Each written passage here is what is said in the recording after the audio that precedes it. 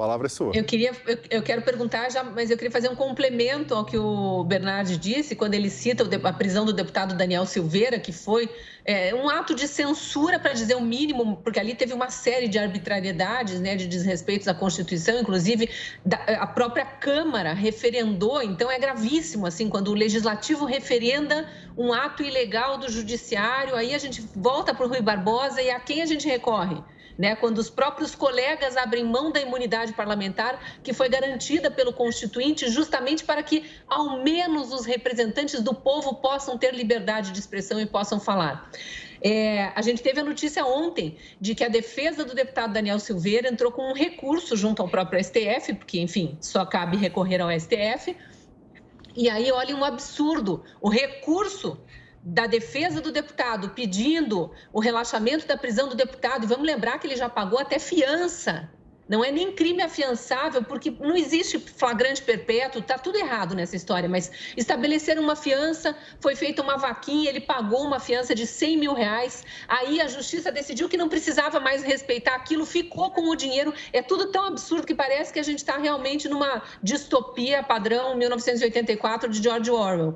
Mas, voltando, a defesa entra com um recurso no STF, o recurso cai no colo do ministro Alexandre de Moraes, que olha aquilo e diz: aqui tem a defesa de um réu não, porque não é nem réu, né? Aqui tem a defesa de uma pessoa presa, dizendo que o ministro Alexandre de Moraes exacerbou das suas funções e que a prisão tem que ser relaxada. Eu sou o ministro Alexandre de Moraes e acho que eu não cometi nenhum erro, então eu indefiro.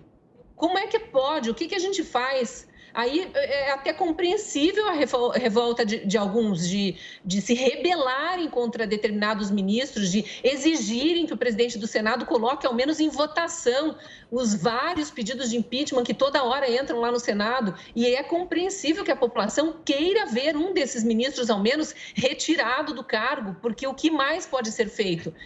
Desculpa, eu não sei se na condição de procuradora também tem como responder a isso, não queria te colocar numa saia justa, mas como pode o recurso em relação ao ato de um ministro cair para esse próprio ministro decidir? Ele deveria, inclusive, se julgar incompetente para essa situação, não? Ou parcial, né? Ele deveria se retirar dessa discussão, não é, doutora Dameia?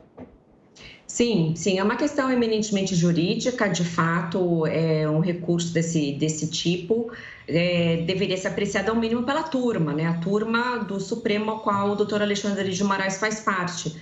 Essa prisão do Daniel Silveira também é uma aberração jurídica, né? Desde o dia que ele foi preso, eu já me manifestei nas minhas redes sociais, no meu Instagram.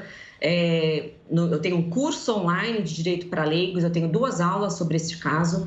E também foi uma prisão completamente indevida, na minha opinião. Primeiramente, porque os parlamentares, eles têm imunidade constitucional em relação às suas opiniões, palavras e votos. Então, eventuais crimes praticados pela palavra, se foi cometido por um deputado federal, ele teria imunidade. Ele praticou crime? Sim, poderia ser tipificado como crimes de injúria, crimes de calúnia, até eventualmente uma ameaça. Mas esses crimes praticados pela palavra são abarcados pela imunidade parlamentar. Então, ele não poderia ser preso, nem investigado, nem processado. Segundo ponto, então, nem poderia ter uma investigação contra ele. Segundo ponto, os parlamentares só podem ser presos quando eles estiverem em flagrante delito de crime inafiançável. Então, é importante saber se ele estava em flagrante delito. O que é flagrante delito? O que é a situação de flagrância? Basicamente, quando a pessoa é pega cometendo um crime, certo? Então, a pessoa é pega matando alguém, a pessoa é pega roubando um carro. Aí, no caso de crime contra a honra, crime de ameaça, o crime se tornou perfeito, se tornou praticado quando ele profere aquelas palavras. Não é porque o vídeo estava no ar que torna este crime possível de uma prisão em flagrante, porque não era um crime em flagrante delito.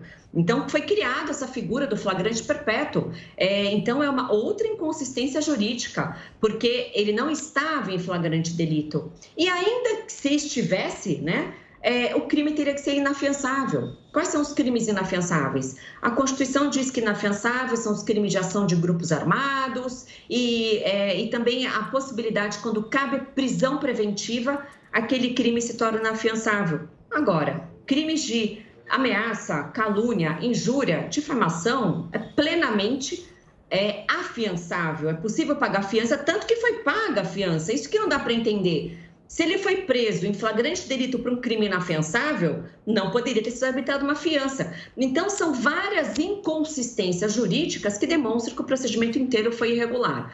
Só uma pequena correção, Cristina. Ele se tornou réu já nessa investigação. O vice-procurador-geral da República, em menos de 2 semanas, ele processou o Daniel Silveira, não só por crimes contra a honra, mas também por crimes previstos na Lei de Segurança Nacional, o que, no meu entendimento, também não foi praticado. Ele não estava incitando ações que as pessoas invadissem o Supremo, o que quer que seja. Os crimes que foram elencados, na minha opinião, não se configuraram. Então, é um absurdo jurídico essa manutenção dessa prisão, porque não caberia fiança, não caberia prisão, agora já que foi arbitrada a fiança, que ele fosse solto, né? Então, é muito triste para quem é operador do direito, para quem dá aula de processo penal, para quem estuda essas questões, se deparar com a nossa Suprema Corte praticando esses atos contrários às leis, né? Então, por isso que eu sempre falo que seria importante que nós tivéssemos mais penalistas no Supremo, mais juízes criminalistas para dar uma aplicação devida do Código de Processo Penal.